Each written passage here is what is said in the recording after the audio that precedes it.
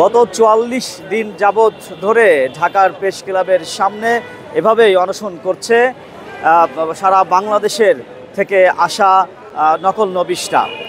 ৯ দিন যাবৎ তারা অনশন করছে। এরই মধ্যে অসুস্থ হয়েছে অনেকেই। আমরা যেটুকু জানতে পেরেছি এখানে এসে যে আপনারা দেখতে পাচ্ছেন যে এখানে অনেকেই অসুস্থ হয়ে পড়েছেন, তাদেরকে স্যালাইন দেওয়া হচ্ছে এবং এদের মধ্যে অনেকেই হাসপাতালে গেছেন এবং হাসপাতালে তারা চিকিৎসা নিচ্ছেন। এবং দেখতে পাচ্ছেন এখানে আরও একজনকে আমরা এই মুহূর্তে দেখছি যে একজন নকল নবিশ অসুস্থ হয়ে পড়েছেন এবং তাকে উঠিয়ে হাসপাতালে নেওয়ার চেষ্টা করছে। হয়তো আপনারা দেখতে পাচ্ছেন তিনি অসুস্থ হয়ে পড়েছেন এবং এখানে আরও একজন শুয়ে আছেন।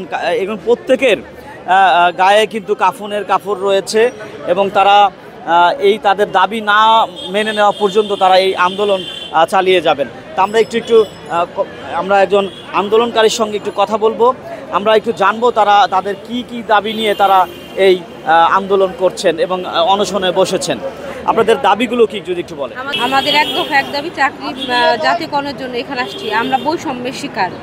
আমরা আমাদের অফিস সরকারি বালাম সরকারি, কিন্তু আমরা বেসরকারি। আমরা কোনো বেতন ভাতা পাই না। আমরা এত গুরুত্বপূর্ণ কাজ করি অফিসের, কিন্তু আমাদের কোনো সুযোগ সুবিধা নাই। আমাদের সাব রেজিস্ট্রি অফিস দ্বিতীয় রাজস্ব আয়ের উৎস একটি প্রতিষ্ঠান, কিন্তু এত গুরুত্বপূর্ণ কাজ করা সত্ত্বেও আমাদের কোনো সম্মান নাই, আমরা মূল্যায়ন পাই না মানুষের কাছে। এখানে কি করতে হচ্ছে? এখানে আমাদের দাবি বাস্তবায়নের জন্য আমরা আন্দোলনত অবস্থায় আছি, অনশনে আছি আমরা 9 দিন যাবত। আমাদের অনেক ভাই বোন অসুস্থ হয়ে গেছে, হাসপাতালে আছেন। এইভাবে আমরা থাকলে তো আর কিছুদিন থাকলে আমরা মারা যাব। তাই আসিফ নজরুল স্যারের কাছে আর আইন উপদেষ্টা স্যারের কাছে আমাদের আকুল আবেদন। আমরা তাদের দিকে তাকায় আছি যে তারা আমাদের দাবিটা, যৌক্তিক দাবিটাকে মেনে নিয়ে আমাদের বাড়ি যাওয়ার ব্যবস্থা করে দিক, আর আমাদের জীবনযাত্রার মানটাকে তারা সুন্দর করে দিক, যাতে আমরা ন্যূনতম মান বেতন জীবনযাপন করতে পারি। আমরা নকল নবিশ আজকে 44 দিন এখানে অবস্থান করতেছি। 9 দিন ধরে আমাদের অনশন চলছে। আমাদের একটাই দাবি, চাকরি জাতীয়করণ। এই জাতীয়করণ না হওয়া পর্যন্ত আমরা এখানেই অবস্থান করব। তাতে যদি আমাদের জীবন শেষ হয়ে যায় যাব। যতক্ষণ অন্তর্বর্তীকালীন সরকার আমাদের লিখিত প্রজ্ঞাপন দেবে না, ততক্ষণ আমরা এই মাঠ ছাড়ব না। আমাদের দাবি দেওয়া না মানা পর্যন্ত আমরা এই অনশন ধর্মঘট চালিয়ে যাব। সরকার যদি আমাদের দাবি না মেনে নেন, তো আমরা এই আন্দোলনের মাঠ ছেড়ে আমরা কোথাও যাব না। আমরা সরকারের কাছে লিখিত আমাদের কাগজ নিয়ে তারপরে আমরা ঘরে ফিরবো, এই আশা নিয়েই আমরা মাঠে বসে আছি। আমরা আজকে দীর্ঘ 44 দিন যাবৎ এখানে আছি। আমরণ অনশন হচ্ছে আজকে 9 দিন। আমাদের অনেক ভাই বোন, আমাদের সহকর্মী যারা আছেন, অনেকে অসুস্থ হয়ে পড়েছেন। কিন্তু আমাদের দুঃখের বিষয় তো এইটাই যে আমাদের উপরস্থ যারা আছে, যারা যাদের আশা আমরা এখানে আছি, এখনও পর্যন্ত ওইরকম আমরা লিখিত কোনো সারা শব্দ পাইনি, যার কারণে আমরা এখনও পর্যন্ত আমরণ অনশনে অবস্থানরত আছি। যতদিন পর্যন্ত আমরা লিখিত কোনো কিছু না পাবো, ততদিন পর্যন্ত আমরা এইভাবে আমরণ অনশনে থাকবো। হ্যাঁ, এটাই হচ্ছে আমাদের। আর আমাদের একটি সবচেয়ে বড় দাবি, এক দফা এক দাবি, যে জাতীয়করণ। এছাড়া আমাদের আর কোনো দাবি নেই। আজকে 9 দিন যাবতে আমরা আমরণ অনশনে আছি।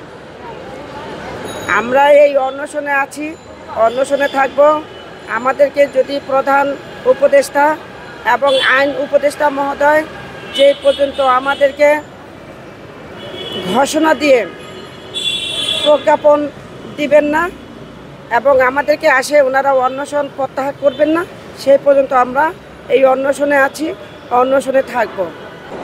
টানা 44 দিন ধরে চলা আন্দোলনের মাঝেই আবার 9 দিন তারা করেছেন আমরণ অনশন। জাতীয় প্রেস ক্লাবের সামনে এভাবেই সারা বাংলাদেশ থেকে প্রায় 70% নকল নবিশরা এখানে এসে আন্দোলন করছেন এবং অনেকে এখানে অসুস্থ হয়ে পড়েছেন, হাসপাতালে রয়েছেন, অনেকে চিকিৎসাধীন। এবং এখানে যারা রয়েছেন তাদের কিন্তু স্যালাইন চলছে বেশ কয়েকজনের। নারী পুরুষ উভয়ই অসুস্থ হয়ে পড়ছেন। তবে তাদের এক দফা এক দাবি, চাকরি জাতীয়করণ। যতক্ষণ তাদের জাতীয়করণ না হবে, ততক্ষণ তারা এই আন্দোলন চালিয়ে যাওয়ার ঘোষণা দিয়েছেন। অন্তর্বর্তীকালীন সরকার যতক্ষণ তাদেরকে জাতীয়করণ না করবে, ততক্ষণ তারা এই আন্দোলন চালিয়ে যাবে। গত 44 দিন যাবৎ তারা অবস্থান ধর্মঘট করছিলেন। এর মধ্যে 9 দিন আমরণ অনশন করছেন। অনেকেই অসুস্থ হয়ে পড়েছেন, অনেকেই চিকিৎসাধীন রয়েছেন হাসপাতালে। তাদের এই দাবি একটাই, এক দফা এক দাবি, চাকরি জাতীয়করণ।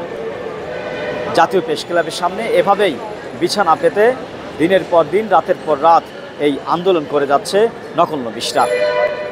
তাদের দাবি খুব দ্রুত সময়ের মধ্যে মেনে নিয়ে সরকার প্রজ্ঞাপন জারি করবে, এমনটাই প্রত্যাশা তাদের। খন্দকার রবিউল ইসলাম, গ্লোবাল টেলিভিশন, জাতীয় প্রেস ক্লাব, ঢাকা।